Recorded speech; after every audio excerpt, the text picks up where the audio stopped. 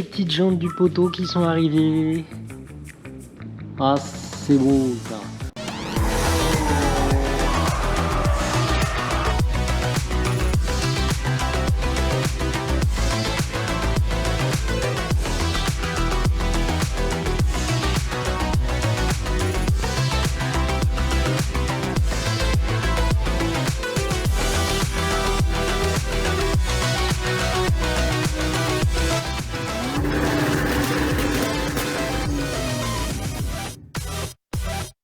Salut les amis, j'espère que vous allez tous très bien pour ce nouvel épisode. On se retrouve en compagnie à nouveau de l'E46 Turbo. On va tâcher pour cet épisode de la repréparer pour la prochaine journée circuit.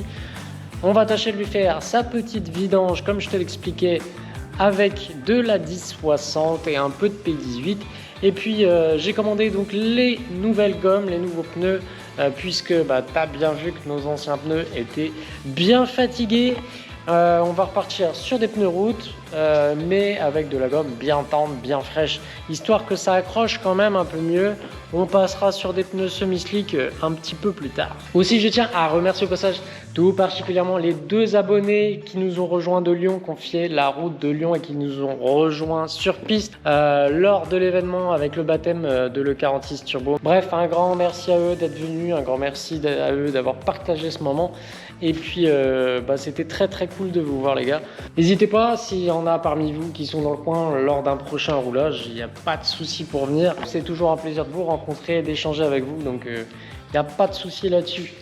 Bon bref, le 46 Turbo, comme je te disais, petite vidange, changement des pneus, cartographie, donc ça c'est pareil, je vais te refilmer, on fera vraiment je pense un épisode dédié là-dessus où on va réoptimiser un petit peu la carto, regarder un petit peu comment je suis en avance au très haut régime et puis justement recorriger les avances pour obtenir quelque chose d'un petit peu mieux. On va faire exactement la même chose pour les AFR et une fois seulement qu'on sera nickel sur ces 2 choses là, on pourra se permettre de tourner légèrement notre boost controller afin de monter un petit peu en pression. On va pas aller dans quelque chose de délirant non plus, surtout que déjà rien qu'avec l'avance réoptimisée et l'AFR convenable, on devrait déjà avoir un bon gap de performance. Donc on se tâchera déjà dans un premier temps de réaugmenter la pression pour atteindre 0,5, 0,6 bar max déjà. Et on verra ce que ça donne, ça devrait déjà être pas mal. Bon déjà on attaque par l'huile. Hop, tac, tac. Bon du coup je t'ai sorti les petits flacons de cette denrée rare. Je suis parti sur de la 1060, c'est leur toute nouvelle gamme. Ils viennent de sortir ces Visco là puisqu'elles n'existaient pas jusqu'à maintenant. Ils proposaient uniquement de la 2060 Endurance Le Mans mais pas en 1060. Donc là on a un grade un petit peu mieux à froid et ça convient beaucoup plus à mon usage et au moteur. Celle que tu as vue sur la journée circuit, c'était de la 550. J'ai essayé de la 540 également mais clairement en 540 l'huile était trop fluide à chaud. Vraiment la 550 on était déjà sur un compromis intéressant, à mon avis c'était déjà pas mal du tout, mais au vu de l'expérience vis-à-vis des poussoirs, je passe sur de la 1060. Il la propose désormais donc on va pouvoir essayer ça. Allez, à nous deux la bestiole. Hop, c'est pas forcément hyper évident de faire la vidange là-dessus à cause de ma cloche de filtre à huile, hein, tu t'en doutes. Bon, avant de commencer toute opération on va regarder si on a bien un filtre. Normalement ce sont ceux-là, tac tac tac, oui magnifique, il est tout neuf, c'est merveilleux. Hop, le filtre à huile c'est bon. Donc j'ai mon hyper lubrifiant, le Mecaren P18 qu'on va rajouter également à cette petite vidange. Notre 1060, le petit filtre tout neuf, donc maintenant il n'y a plus qu'à. Bon allez, suffisamment de blabla, maintenant on va démarrer la bête, puis je vais la mettre doucement à chauffer le temps de préparer tout ça. Hop, tac.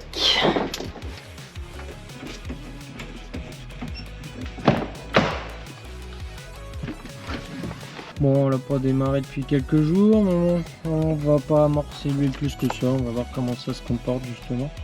C'est parti.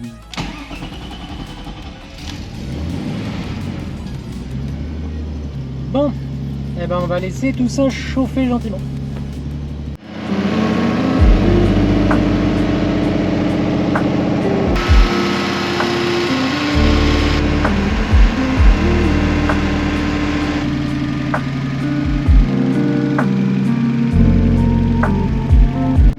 le spal vient de se déclencher, ça sert à rien que ce soit trop chaud, sinon on va se brûler les pattes.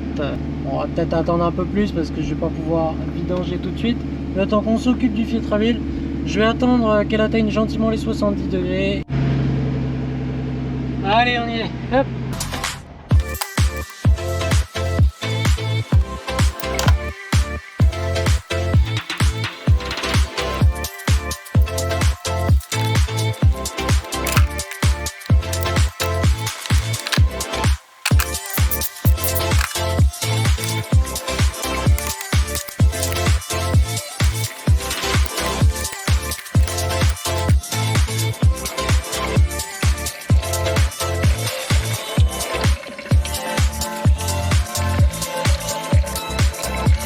Hop, allez, on va poursuivre donc la dépose. Bon, alors est-ce que je vais réussir? Oui, magnifique. Tac. Allez, on va vite essuyer ça avant que ça coule de partout. Bon, tu vois, j'ai la marge nécessaire. Bon, c'est un peu juste, mais ça va m'éviter d'avoir à couper, à ressouder. C'est un peu limite. En quelques centimètres de plus aurait été les bienvenus. Bon, après, tu vois, ça reste quand même tout à fait convenable. J'arrive à le mettre dans une petite boîte et à le mettre de côté, et ça va nous permettre de remplacer tranquillement notre filtre à huile. Bon, c'est pas une pièce qui est serrée très très fort, donc tu vois, en utilisant la technique comme ça, je mets mon tournevis, ça suffit amplement pour venir resserrer convenablement. De toute façon, c'est notre petit jointeur qui fait tout le boulot d'étanchéité, donc pas besoin de serrer ça comme un âne. Alors, ce filtre à huile, qu'est-ce que ça dit? Donc, tu vois, tu as des particules de vieille huile brûlée, de son précédent usage, de sa précédente vie, qui se sont décollées. Mais il n'y a rien d'inquiétant, il n'y a pas de limaille en quantité trop importante. Voilà, rien de critique. C'est plutôt rassurant jusque-là. Donc on va nettoyer tout ça, on va remplacer notre petit filtre, l'imbiber d'huile toute neuve et on va remonter tout ça.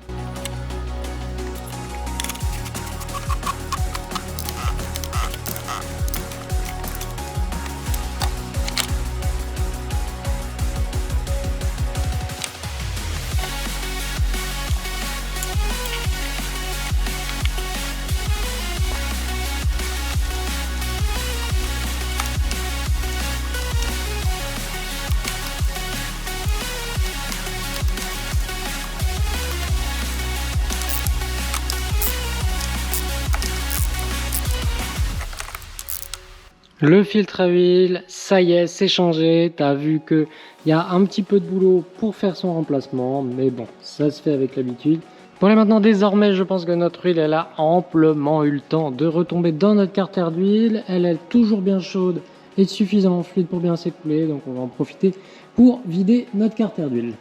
Bon, alors là, les amis, je viens d'avoir un grand moment de solitude. Mais alors, quelque chose de bien. Il manque pas une seule goutte d'huile dans le moteur, le niveau est absolument nickel. Sache que là, j'ai pas pris la clé et je n'ai pas défait le bouchon. Et il était en train de se barrer quoi. Voilà.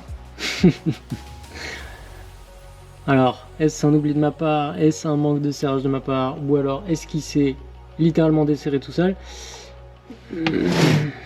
Je ne sais pas. Parce que là, ça aurait pu mal tourner, ça. Bon, bah, l'huile est très belle, franchement. Écoute, j'ai l'honneur de t'annoncer que je n'ai pas récupéré un demi-coussinet de bielle ou d'huile broquin dans l'huile.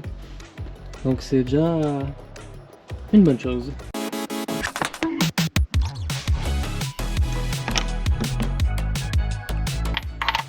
J'ai bien la bonne douille et on va serrer ça comme il faut. Bon, hop, là je suis au contact et on va mettre, pas foirer non plus. Ah, franchement, je suis déjà bien. Hop, bon, là clairement, pas possible que ça bouge. Ouais. J'ai pas envie de faire plus, c'est un carter alu, j'ai qu'une trouille, moi c'est de le foirer après, donc... Bon, j'ai fait mon petit repère en dessous là, ça nous permettra de surveiller convenablement. Bon les amis, j'ai mis 6 litres 5 d'huile, donc la quantité d'origine Preco. Théoriquement, il ne devrait pas manquer grand chose.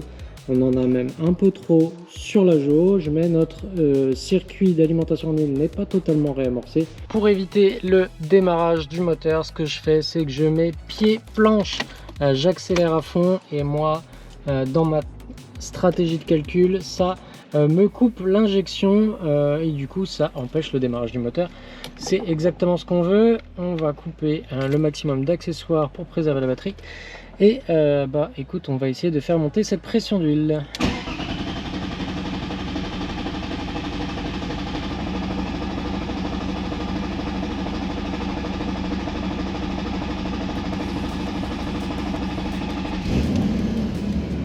Magnifique. Parfait. Bon, ça fait quelques temps maintenant qu'elle tourne déjà. Tu vois qu'on a récupéré une température d'huile qui est désormais à 75 degrés, on va dire. Bah écoute, étonnamment, j'ai l'impression que mes températures d'huile sont plus basses, puisqu'elles ont l'air de se stabiliser à 90 degrés. Bon les gars, on est le lendemain, elle a fait un cycle de chauffe complet. Normalement donc l'huile est retombée intégralement dans le carter d'huile, donc on va faire le niveau d'huile et je crois que j'en ai trop mis. J'ai trop bien imbibé notre nouveau filtre à huile et les canalisations en inox qui vont jusqu'au radiateur d'huile, je les avais pré-remplies aussi avec un entonnoir, histoire de faciliter le réamorçage. Et j'aurais plutôt dû viser 6 litres d'huile que les 6 litres 5. Puisque en plus de ça, avec le P18 on rajoute 300 ml en plus à la contenance. Bref, à mon avis il y a un petit peu trop, sûrement l'équivalent du P18, on doit avoir 300-400 ml en trop. On va checker ça quand même, mais j'ai peu d'espoir. Allez c'est parti, on regarde ça. Tac, on va essuyer ça déjà.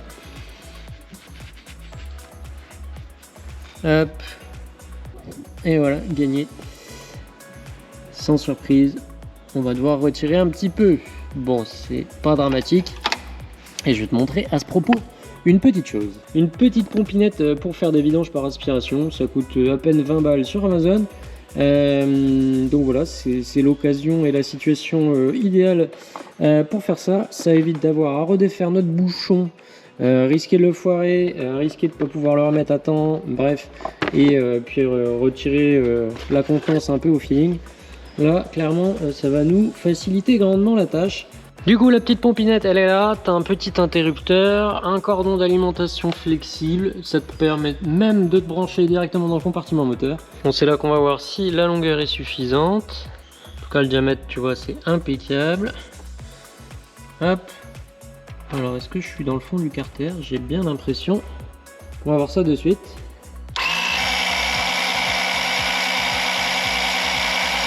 Allez, c'est parti. Elle devrait pouvoir s'amorcer là. Voilà, c'est parti. Oh non. Par contre, vu comment ça pourrit l'huile, laisse tomber. On oublie complètement le fait de récupérer l'huile. Mais non, c'est pas sérieux. C'est venu, mais alors défoncer l'huile. Bon, bah, faut pas espérer la récupérer après ça. Hein. Cette fois-ci, les amis, on est tout bon normalement. On va réinspecter ça une dernière fois. Mais voilà, maintenant, ça y est, on est au max, on n'est pas au-dessus. Donc ça y est, la petite vidange, c'est terminé. Notre niveau, cette fois-ci, est bon. La petite pompe, eh ben, écoute, elle fait le travail, mais sans plus. Ça vaut son prix, le débit est clairement pas terrible du tout. Pour ce genre d'opération-là, pour retirer un petit peu trop d'huile que tu as mis dedans, c'est très bien. Pour faire ta vidange, je compte pas dessus non plus, hein, parce que alors sinon, là, t'en as pour 3 heures. On va vider le catch can, je sais pas ce que ça a récupéré en quantité de condensation, on va voir ça tout de suite. Bon voilà ce que ça donne, le premier est quand même plutôt bien rempli, on va dire aux 3/4, et en revanche le deuxième lui était quasiment vide. Pourquoi j'en mets deux? Bah justement quand le premier est plein, tu viens pas en faire dégueuler partout dans la baie moteur, au moins le deuxième prend le relais. On essaiera de changer de système. Clairement c'est pas ce qu'il y a plus pratique à vider, tu as bien vu l'emplacement et tout, donc on essaiera d'en mettre un ou d'en fabriquer un carrément sur mesure, histoire qu'il soit le plus grand possible, et puis idéalement avec une petite vis de vidange en dessous là pour pouvoir le purger super facilement. Franchement ce serait le top. Je trouvais le ralenti plus haut que la normale à chaud. J'ai trouvé pourquoi. Oups, petite prise d'air. Et ça, c'est la durée qui va à la dump valve. Bon, comme quoi, tu vois, faut qu'on refasse un check-up. Et ben voilà, ça me plaît plus comme ça. Alors, on se retrouve grosso modo. Là, pour l'instant, lui, il est même pas à 90 degrés et on est vers les 2 bar 8. Donc, franchement, c'est plutôt bien. Bah, ça va stabiliser vers les 2 bar 5, 2 bar avec une huile bien chaude. Quand elle sera à 95, 100 degrés, on devrait se balader vers les 2 bars.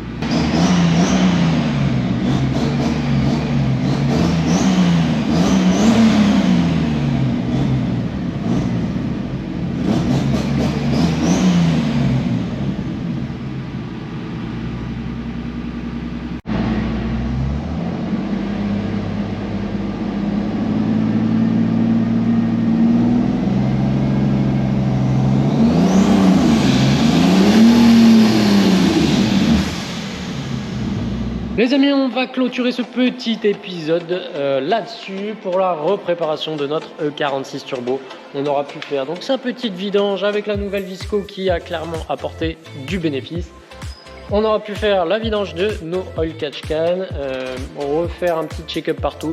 Il en restera, on fera le niveau de DA, de liquide de frein, des resserrages divers et variés, histoire de vérifier que tout est d'équerre, puisque tu as vu la mauvaise surprise avec notre bouchon de vidange, c'est pas anodin.